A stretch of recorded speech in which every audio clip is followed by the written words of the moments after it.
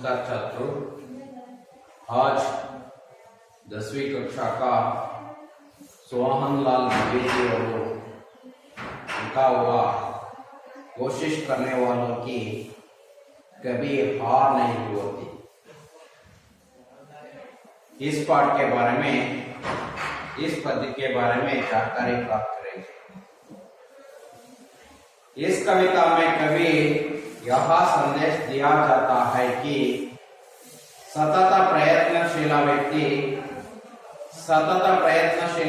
की निश्चित रूप से जीत होती है। समस्याओं से मुंह ना मुड़ाकर आगे बढ़ना चाहिए, यह कविता का संदेश है। उसका मतलब यह है, मानव या मनुष्य हमेशा प्रयत्नशील होना चाहिए। प्रयत्नशील व्यक्ति निश्चित रूप से एक ना एक दिन जीत होता है या जय होता है, क्योंकि जाने वाला रास्ता में अनेक समस्या या तकलीफ आती है। वह समस्याओं को या तकलीफों को हम लोग उसका देखकर, समस्याओं को देखकर मुंह ना मुड़ना चाहिए। मुंह ना मुड़ने से आगे नहीं बढ़ सकता है। इसलिए समस्याओं से मुंह ना मुड़ा करके आगे बढ़ना चाहिए। यह सोहनलाल द्विवेदी का संदेश है।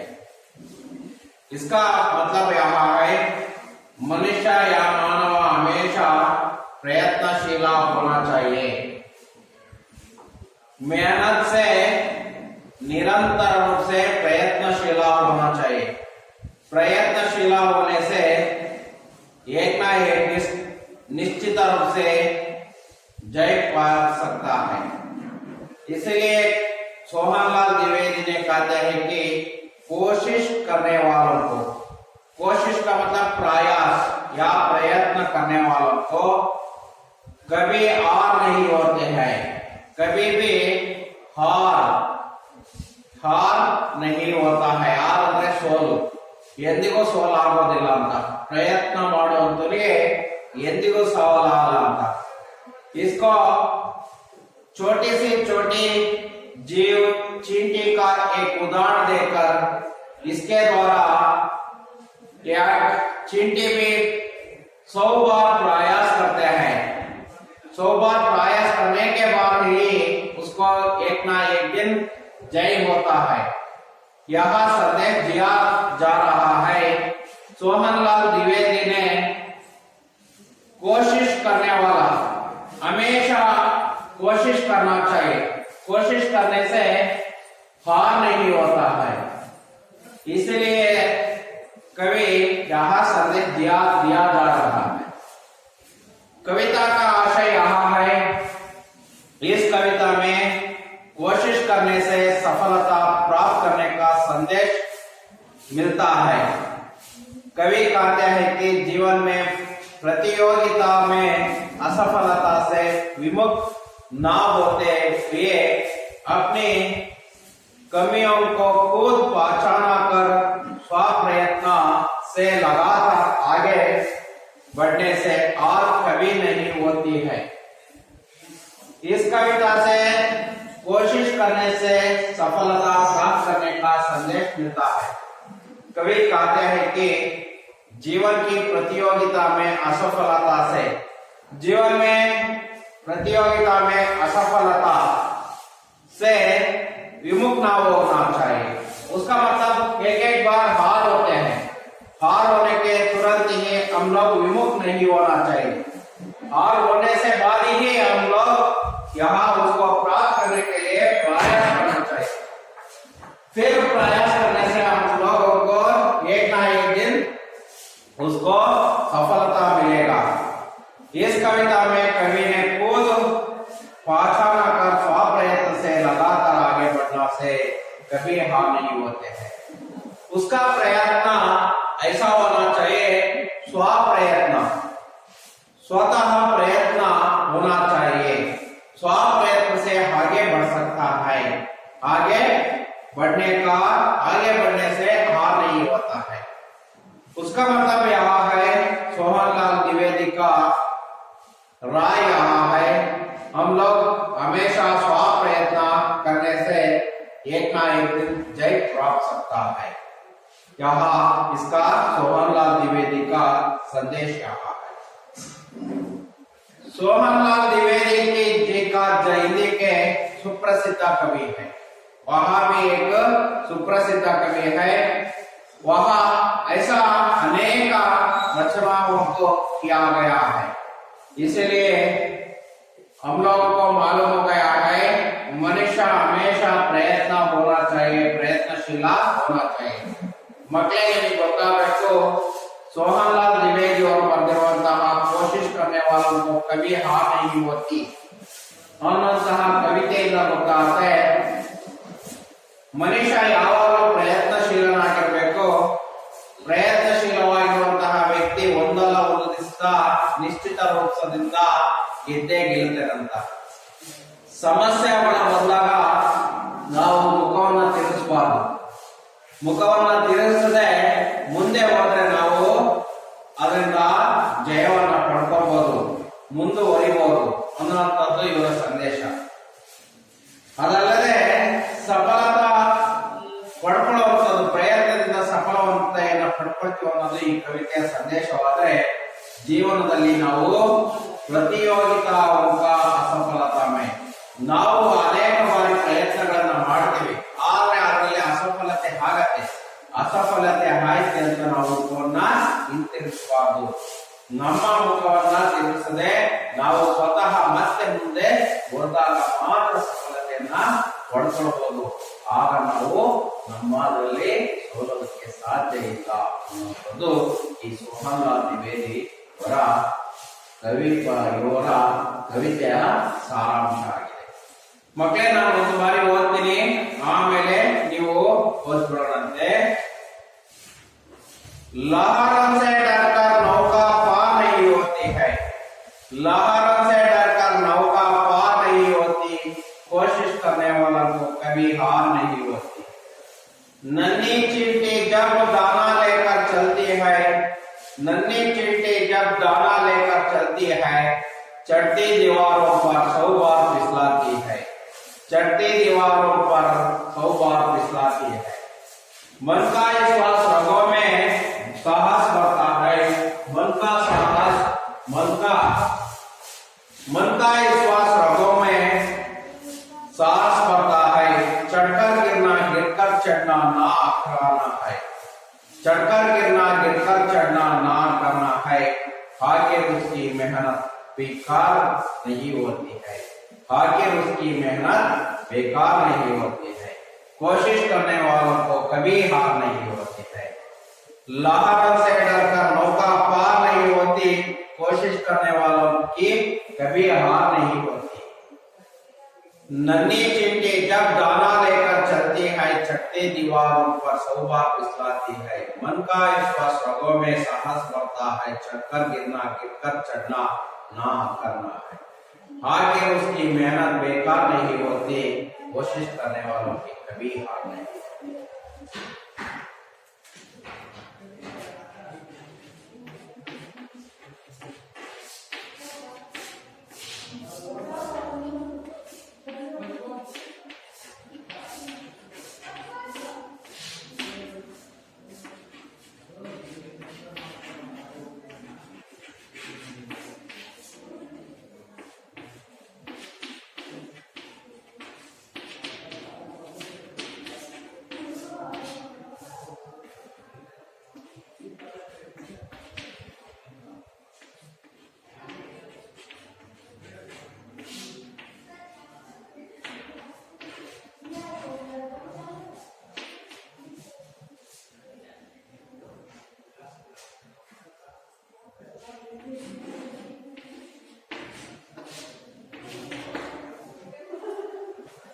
ಮಕ್ಕಳೇ, ಒಂದು ಬಾರಿ ಪದ್ಯ ಓದ್ಕೊಳ್ಳಿ, ಪದ್ಯ ಓದ್ಕೊಂಡಾದ್ಮೇಲೆ ಇದನ್ನ ಅದರ ಆಶಯವನ್ನು ಓದ್ಕೊಳ್ಳಿ।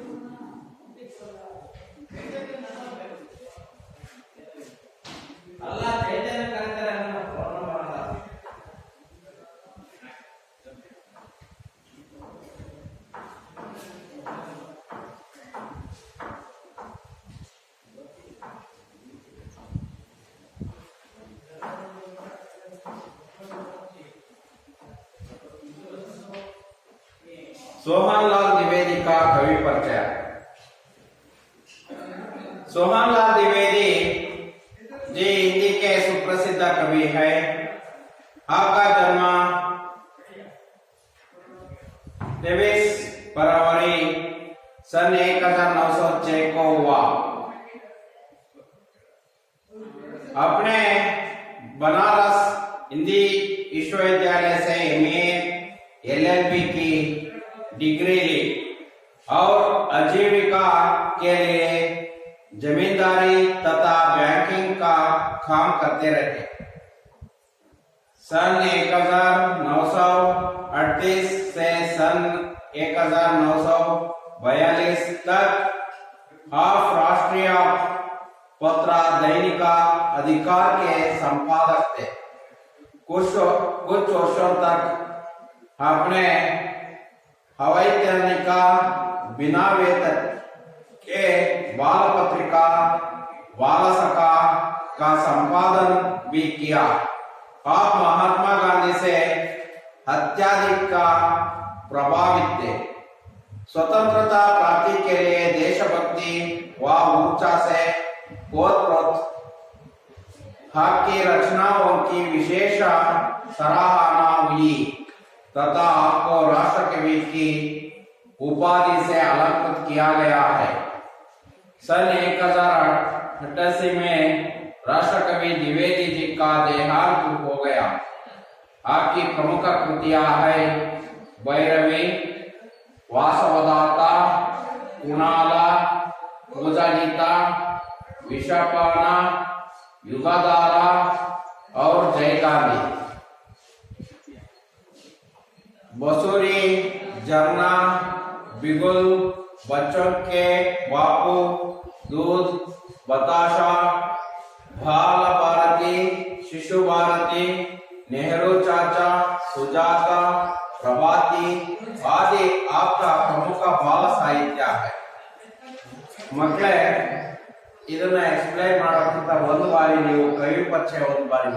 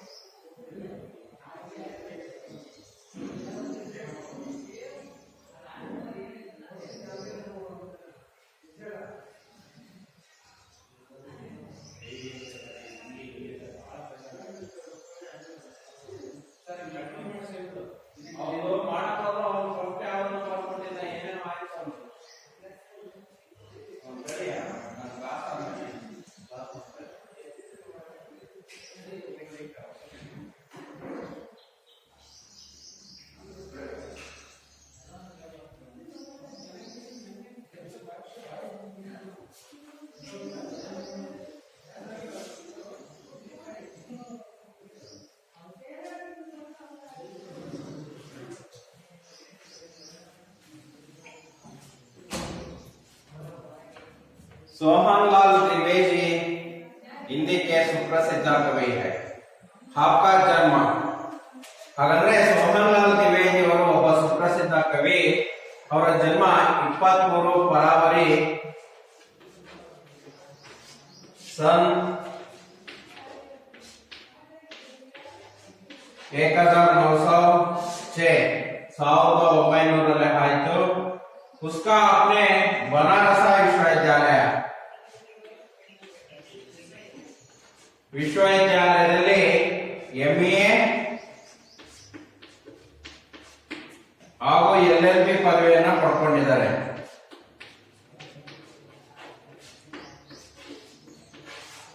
LLB की पदवी प्राप्त किया गया है. डिग्री ली है. आजीवन के लिए जमींदार तथा बैंकिंग का काम कर रहे थे. ಅವರು ತನ್ನ ಜೀವನ ಇಡೀ ಜಮೀನ್ದಾರಾಗಿ ಹಾಗಂದ್ರೆ ಭೂಮಿಯಲ್ಲಿ ಉಳುವ ಕೆಲಸವನ್ನು ಮಾಡ್ತಾ ಇದ್ರು, ಮತ್ತೆ ಬ್ಯಾಂಕಿಂಗ್ ಕೆಲಸವನ್ನು ಸಹ ಬ್ಯಾಂಕಿನ ಕೆಲಸವನ್ನು ಸಹ ಮಾಡ್ತಾ ಇದ್ರು. 1938 1942 ಅವರವರೆಗೆ 1938ರಿಂದ 42ರವರೆಗೆ 4 ವರ್ಷಗಳ ಕಾಲ ರಾಷ್ಟ್ರೀಯ ಪತ್ರ ದೈನಿಕ ಅಧಿಕಾರಕ್ಕೆ ಸಂಪಾದಕ थे. ರಾಷ್ಟ್ರೀಯ ಪತ್ರವಾದಂತಹ ದೈನಿಕ ಅಧಿಕಾರ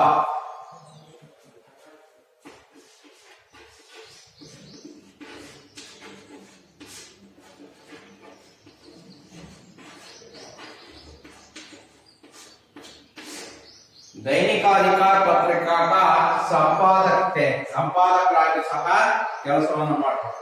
कुछ वर्षों तक ಕೆಲವು ವರ್ಷಗಳವರೆಗೆ अपने ಅವೈಜ್ಞಾನಿಕ ಅಂದರೆ ವೇತನ ಇಲ್ಲದೆ ಬಾಲ ಪತ್ರಿಕಾ ಬಾಲ ಸಖಾ ಎಂಬಂತಹ ಪತ್ರಿಕೆಯ ಸಂಪಾದಕರಾಗಿ ಸಹ ಕೆಲಸವನ್ನು ಮಾಡಿದರು. ಬಾಲ ಸಖಾ ಎಂಬಂತಹ ಪತ್ರಿಕೆಯ ಸಂಪಾದಕರಾಗಿ ಸಹ ಕೆಲಸವನ್ನು ಮಾಡಿದರು. आप महात्मा गांधी से अत्यधिक प्रभावित हुए थे. ಇವರು ಮಹಾತ್ಮ ಗಾಂಧೀಜಿಯವರಿಂದ ಬಹಳ ಪ್ರಭಾವಿತರಾಗಿದ್ದರು. स्वतंत्रता प्राप्त करने के लिए देशभक्ति व ऊर्जा से ओतप्रोत आपकी रचनाओं से विशेष सराहना हुई है.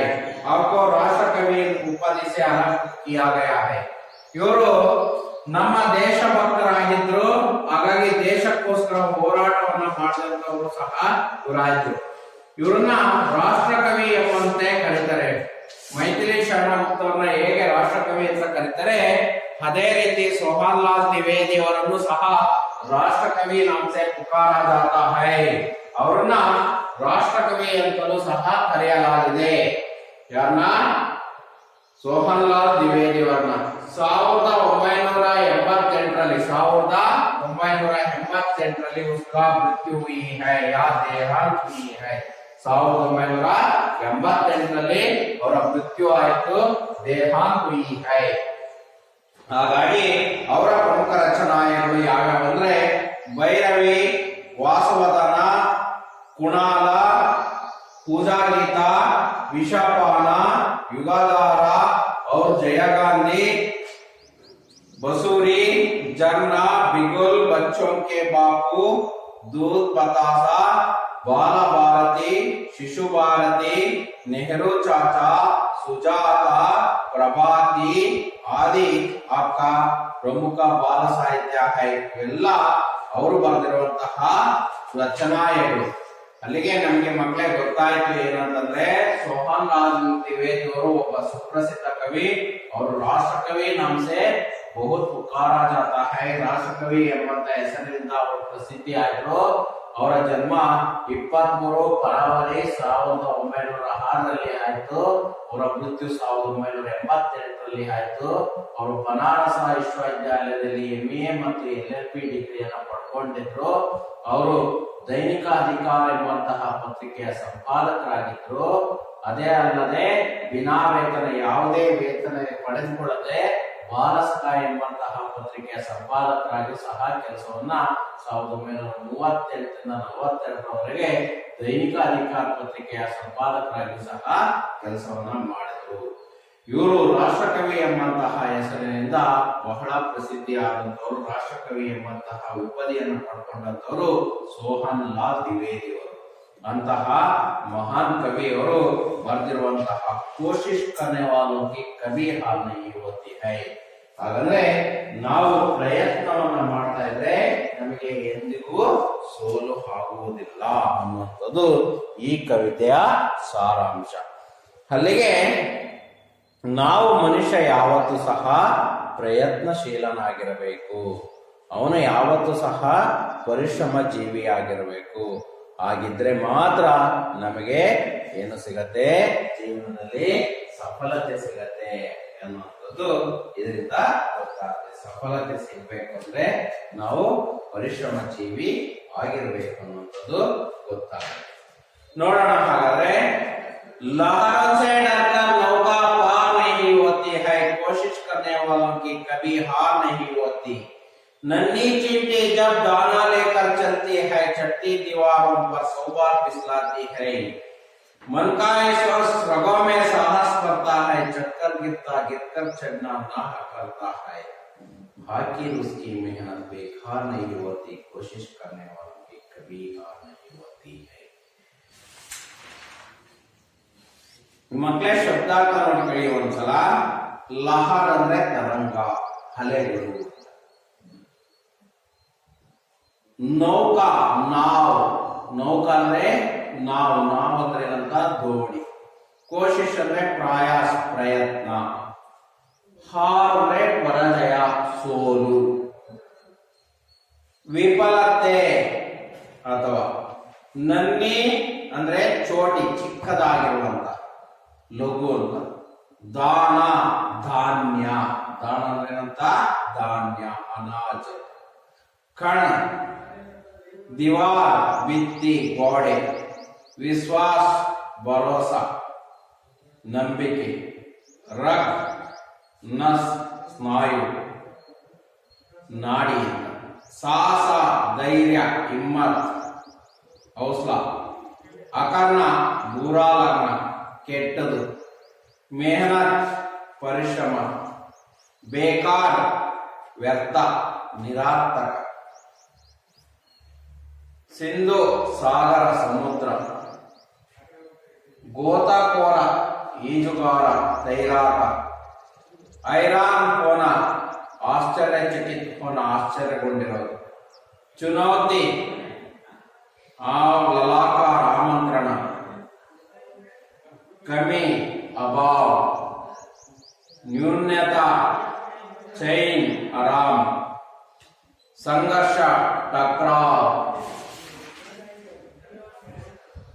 ಇಲ್ಲಿ ಲಹರೋं से डरकर ಅಲೆಗಳು ಬರ್ತಾ ಇರ್ತವೆ. ಅಲೆ ಈ ರೀತಿಯಲ್ಲಿ ಬರ್ತಾ ಇರ್ತವೆ. ದೋಣಿ ಹೋಗ್ತಾ ಇದೆ.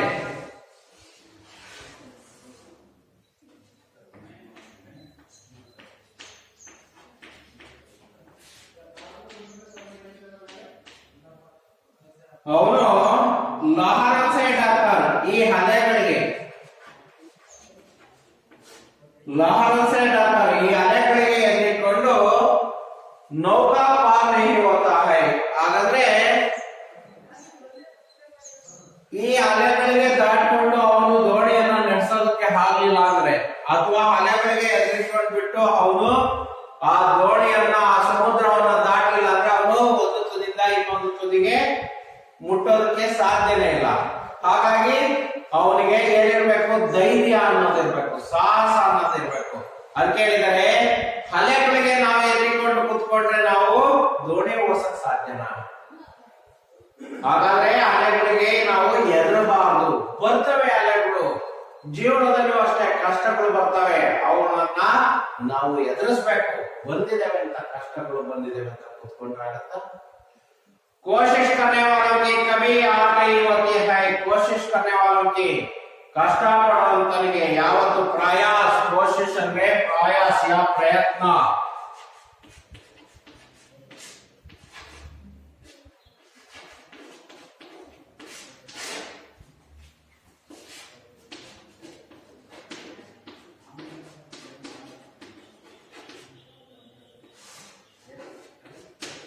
ಅಸಫಲತ. ಪ್ರಯತ್ನ ಮಾಡ್ತಾ ಇರೋನಿಗೆ ಎಂದೆಂದಿಗೂ ಸೋಲು ಆಗೋದಿಲ್ಲ. ಹಾಗಾಗಿ ಹಮೇಶ ಪ್ರಯಾಸ ಕರ್ನಾ ಚಾಹಿಯೆ. ನಾವು ಯಾವತ್ತೂ ಸಹ ಪ್ರಯಾಸ ಅಥವಾ ಪ್ರಯತ್ನವನ್ನ ಮಾಡ್ತಾ ಇರಬೇಕು. ನಾವು ಪ್ರಯತ್ನವನ್ನ ಮಾಡ್ತಾ ಇದ್ರೆ ಜೈ ಹೋತಾ ಹೈ, ನೈತೋ. ಹಾಗಾಗಿ ಹಮೇಶ ಪ್ರಯಾಸ ಕರ್ನಾ ಚಾಹಿಯೆ. ನಾವು ಯಾವತ್ತು ಸಹ ಪ್ರಯತ್ನವನ್ನ ಮಾಡ್ತಲೇ ಇರಬೇಕು, ಪ್ರಯತ್ನವನ್ನ ಬಿಡಬಾರದು ಅನ್ನುವಂಥದ್ದು ಸೋಹನ್ ಲಾಲ್ ದ್ವಿವೇದಿಯವರ ಅಭಿಪ್ರಾಯ. ಹಾಗಾಗಿ ಹಮೇಶ ಪ್ರಯತ್ನಶೀಲ್ ಹೋನಾ ಚಾಹಿಯೆ ಅನ್ನುವಂಥದ್ದು. ಇಲ್ಲಿ ಒಂದು ಉದಾಹರಣೆಯನ್ನು ಕೊಟ್ಟಿದ್ದಾರೆ ಮಕ್ಕಳೇ. ನನ್ನಿ ಚೀಂಟಿ ಲಘು. ನನ್ನಿ ಅಂದ್ರೆ ಲಘು, ಚಿಕ್ಕದಾಗಿರುವ, ಚೋಟಿ. ಚೀಂಟಿ, ಚೀಂಟಿ ಅಂದ್ರೆ ಇರುವೆ.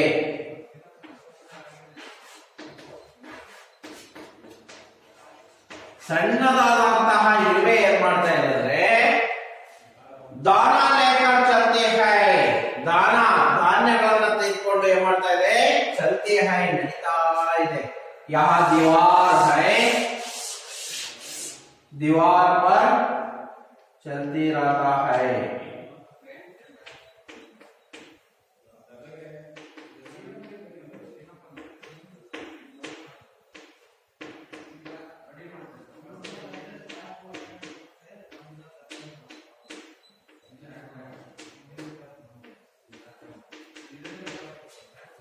दाना लेकर चलते हैं, ಧಾನ್ಯವನ್ನು ತೆಗೆದುಕೊಂಡು ಹೋಗ್ತಾ ಇದೆ. ಚಡ್ತಿ ದೀವಾರ್ ಪರ್, ಚಡ್ತಿ ದೀವಾರ್, ದೀವಾರ್ ಅಂದ್ರೆ ಗೋಡೆ ಮೇಲೆ ಹತ್ತುತ್ತಾ ಇದೆ. 100 ಬಾರ್ ಪಿಸ್ಲಾತೆ ಹೈ, 100 ಬಾರಿ. 100 ಅಂದ್ರೆ 100 ಬಾರಿ ಮಾಡುತ್ತೆ. ಪಿಸ್ಲಾತೆ ಹೈ, ಗಿರ್ತಿ ಹೈ, ಫಿರ್ ಚढ़ती है. चिंटी गिरती है, चढ़ती है, गिरती है, चढ़ती है. ऐसे 100 ಬಾರ್ ಪಿಸ್ಲಾತೆ ಹೈ. ಈ ರೀತಿಯಾಗಿ 100 ಬಾರಿ ಬೀಳತ್ತೆ, ಎದಾಳತ್ತೆ, ಬೀಳತ್ತೆ, ಎದಾಳತ್ತೆ. ಆದ್ರೂ ಸಹ उसका प्रयास कम नहीं हो गया. उसका सफलता प्राप्त करने के लिए यह फिर चढ़ती है. 100 बार फिसलाती होती है, फिर चढ़ती है, गिरती है, चढ़ती है, गिरती है. वैसे 100 बार फिसलाती है. दीवार पर चढ़ती, दीवार, दीवार ಅಂದ್ರೆ ಗೋಡೆ. ಮಕ್ಕಳೇ ಗೊತ್ತಿರಲಿ, ಗೋಡೆ ಮೇಲೆ ಒಂದು ಇರುವೆ ಹತ್ತುತ್ತಾ ಇದೆ. ಆ ಇರುವೆ ಹತ್ತಬೇಕಾದ್ರೆ 100 ಬಾರಿ ಬೀಳತ್ತೆ, ಮತ್ತೆ ಹತ್ತತ್ತೆ, ಬೀಳತ್ತೆ, ಹತ್ತತ್ತೆ, ಬೀಳತ್ತೆ, ಹತ್ತತ್ತೆ. 100 ಬಾರಿ ಬಿದ್ರೂ ಸಹ ಮತ್ತೆ ಅದು ತನ್ನ ಪ್ರಯತ್ನವನ್ನು ನಿಲ್ಲಿಸಲಿಲ್ಲ, ಮತ್ತೆ ಹತ್ತತ್ತೆ. ಹೀಗೆ 100 ಬಾರ್ ಪಿಸ್ಲಾತೆ ಹೈ, 100 ಬಾರಿ ಬೀಳತ್ತೆ, ಮತ್ತೆ ಹತ್ತತ್ತೆ. ಹೀಗೆ ಮಾಡ್ತಲೇ ಇರತ್ತೆ. ನಿರಂತರವಾದಂತಹ ಪ್ರಯತ್ನ ನಡೀತಲೇ ಇರತ್ತೆ. 100 ಬಾರ್ ಪಿಸ್ಲಾತಿ ಹೈ, 100 ಬಾರಿ ಬಿದ್ರೂ ಸಹ ಅದೇ ಮತ್ತೆ ಹತ್ತೋದಕ್ಕೆ ಪ್ರಯತ್ನವನ್ನ ಮಾಡ್ತಾ ಇರತ್ತೆ.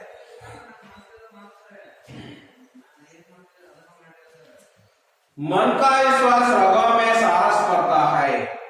ನಾವು ಮನಸ್ಸಿನ ವಿಶ್ವಾಸ, ಮನಸ್ಸಿನ ವಿಶ್ವಾಸ, ವಿಶ್ವಾಸ ಅಂತ ಭರೋಸಾ, ನಂಬಿಕೆ.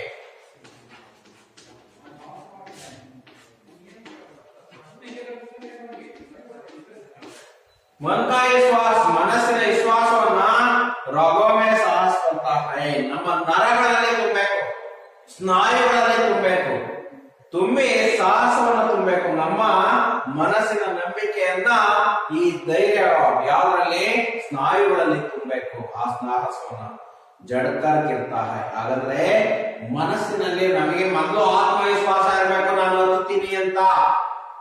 ಆ ಹತ್ತುತ್ತೀನಿ ಅಂತ ಆತ್ಮವಿಶ್ವಾಸ ಇದ್ರೆ ನಾವು ಹತ್ತುತ್ತೀವಿ, ಇಲ್ಲ ಅಂದ್ರೆ ಇಲ್ಲ. ಹಾಗಾಗಿ ಮನ್ ಕಾ ವಿಶ್ವಾಸ ರಗೋ ಮೇ ಸಾಹಸ ಬರ್ತಾ ಹೈ.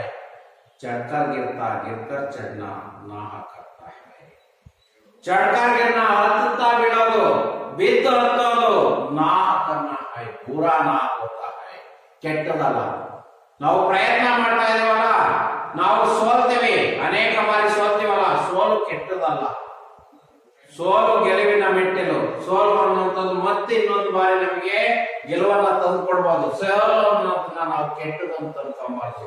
ಸೋಲನ್ನ ಸ್ವೀಕರಿಸಬೇಕು, ಮತ್ತೆ ಪ್ರಯತ್ನವನ್ನ ಮಾಡ್ಬೇಕು. ಅದಕ್ಕೆ ಹೇಳ್ತಾರೆ ಚಡ್ಕರ್ ಗಿರ್ನಾ ಗಿರ್ಕರ್ ಚಡ್ನಾ. ನಾವು ಬೀಳೋದು ಎದಳೋದು ಎದಳೋದು ಬೀಳೋದು ಇದು ನಾ ಕರ್ಮ ಹೈ ಯಾವತ್ತಿಗೆ ಬುರಾ ನಹಿ ಹೈ ಅಕರ್ಣ ಅಂದ್ರೆ ಬುರಾ ಹೋನಾ ನಾ ಕರ್ಣ ಅಂದ್ರೆ ಬುರಾ ನಹಿ ಹೋನಾ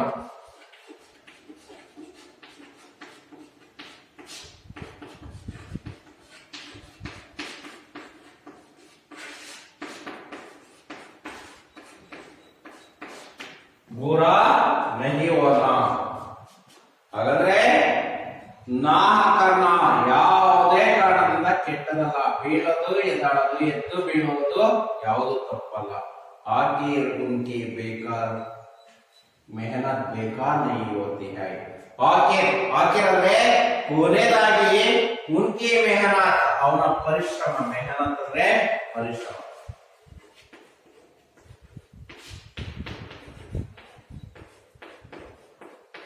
ಬೇಕಾರ ಬೇಕಾರ ಅಂದ್ರೆ ವ್ಯಥೆ ಅಥವಾ ವ್ಯರ್ಥ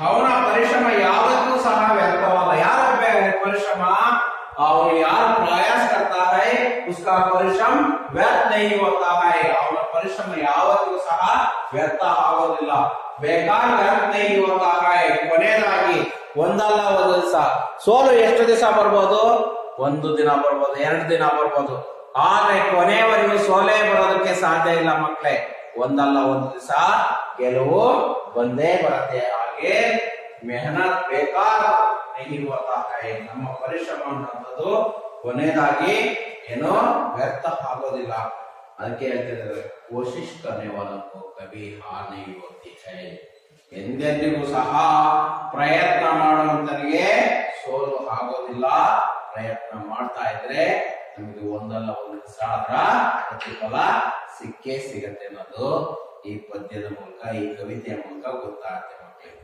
ಇದರ ಸಾರಾಂಶ ಹೇಳ್ಬೇಕಂದ್ರೆ ಏನಂದ್ರೆ ಒಂದು ಸಣ್ಣದಾದಂತಹ ಜೀವಿನೇ ಸಹ ತನ್ನ ಪ್ರಯತ್ನವನ್ನು ಮಾಡುತ್ತೆ ಏನಂತ ಇಟ್ಕೊಂಡು ತನ್ನ ಅನ್ನದ ಹಗಲನ್ನ ಇಟ್ಕೊಂಡು ನೋಡಿ ಎಷ್ಟು ತನ್ನ ಜೀವಕ್ಕೋಸ್ಕರ ಎಷ್ಟು ಹೋರಾಟ ಮಾಡುತ್ತೆ ಒಂದು ಸಣ್ಣದಾದಂತಹ ಜೀವಿ ಚೀಂಟಿ ಇರುವೆನು ಸಹ ಏನು ದಾನ ಲೇಕರ್ ಕರ್ತಿ ಹೈ ದಾನ ಲೇಕರ್ ಆ ಅನ್ನದ ಕಾಳು ಅಕ್ಕಿ ಕಾಳು ಯಾವುದೋ ಒಂದು ಕಾಳು ಬಿದ್ದಿರತ್ತೆ ಅದೇ ಮಾಡಕ್ಕೆ ತಾನು ಬದುಕೋಕ್ಕೋಸ್ಕರ ತೆಗೆದುಕೊಂಡೋಗಿ ಇಟ್ಕೊಳತ್ತೆ ಶೇಖರಣೆ ಮಾಡ್ಕೊಳತ್ತೆ ಮುಂದಕ್ಕೆ ಬೇಕಂತ ಹಾಗೆ ಶೇಖರಣೆಯನ್ನ ಮಾಡಿ ಇಟ್ಕೊಳಕ್ ಹೋದಾಗ ಅನೇಕ ಬಾರಿ ಆ ಗೋಡೆ ಮೇಲೆ ಹತ್ತಿದಂತಹ ಸಂದರ್ಭದಲ್ಲಿ ಬೀಳತ್ತೆ ಬಿದ್ರು ಅದು ತನ್ನ ಪ್ರಯತ್ನವನ್ನ ಬಿಡ್ಲಿಲ್ಲ ಅದು ಸಣ್ಣ ಜೀವಿ ನಮ್ಮಂತಹ ಮನುಷ್ಯ ಒಂದು ಬಾರಿ ಕಾಲಿಟ್ಟ ಅಂದ್ರೆ ಅದೇನಾಗತ್ತೆ ಸತ್ತೋಗತ್ತೆ ಆದ್ರೂ ಸಹ ಅಂತ ಸಣ್ಣ ಜೀವಿನೂ ಸಹ ಪ್ರಯತ್ನವನ್ನ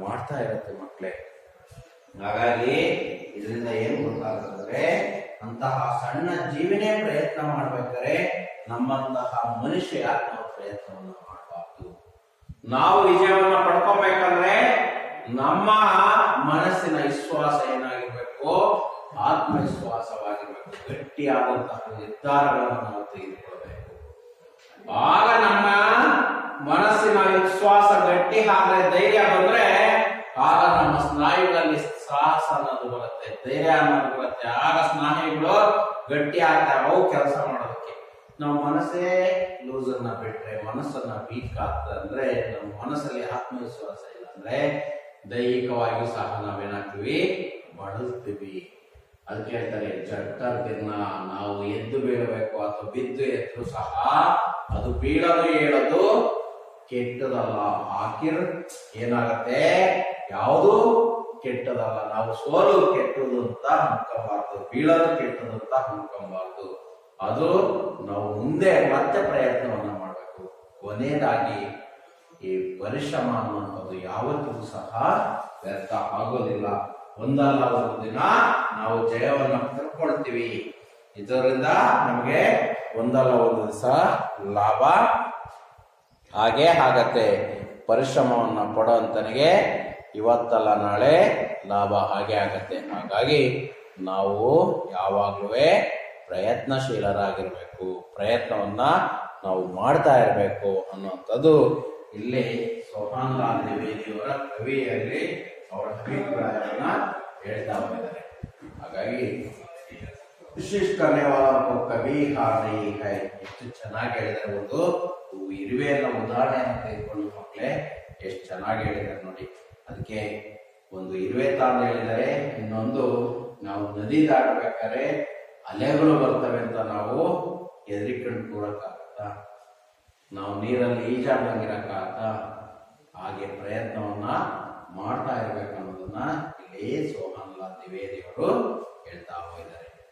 ಅಲ್ಲಿಗೆ ಗೊತ್ತಾಯ್ತು ನಮಗೆ, ಇದರಿಂದ ಯಾವತ್ತು ಮನುಷ್ಯ ಪರಿಶ್ರಮ ಜೀವಿಯಾಗಿರಬೇಕು, ಕಷ್ಟ ಪಡಬೇಕು. ಕಷ್ಟ ಪಟ್ರೆ ನಮಗೆ ಏನ್ ಸಿಗತ್ತೆ?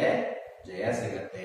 ಇಲ್ಲಾಂದ್ರೆ ಅದರಿಂದ ನಾವು ಅಸಫಲರಾಗ್ತೀವಿ, ಸೋಲನ್ನ ಅನುಭವಿಸ್ಬೇಕಾಗತ್ತೆ ಅನ್ನುವಂಥದ್ದು ಸೋಹನ್ಲಾಲ್ ದ್ವಿವೇದಿಯವರ ಕವಿತೆಯ ಸಾರಾಂಶ. ಮಕ್ಕಳೇ, ನಮಗೆ ಇವತ್ತು ಇಲ್ಲಿಗೆ ಗೊತ್ತಾಯ್ತು. ಇನ್ನು ಉಳಿದ ಭಾಗವನ್ನ ನಾಳೆ ನೋಡೋಣ, ಮುಂದುವರೆದ ಭಾಗವನ್ನ.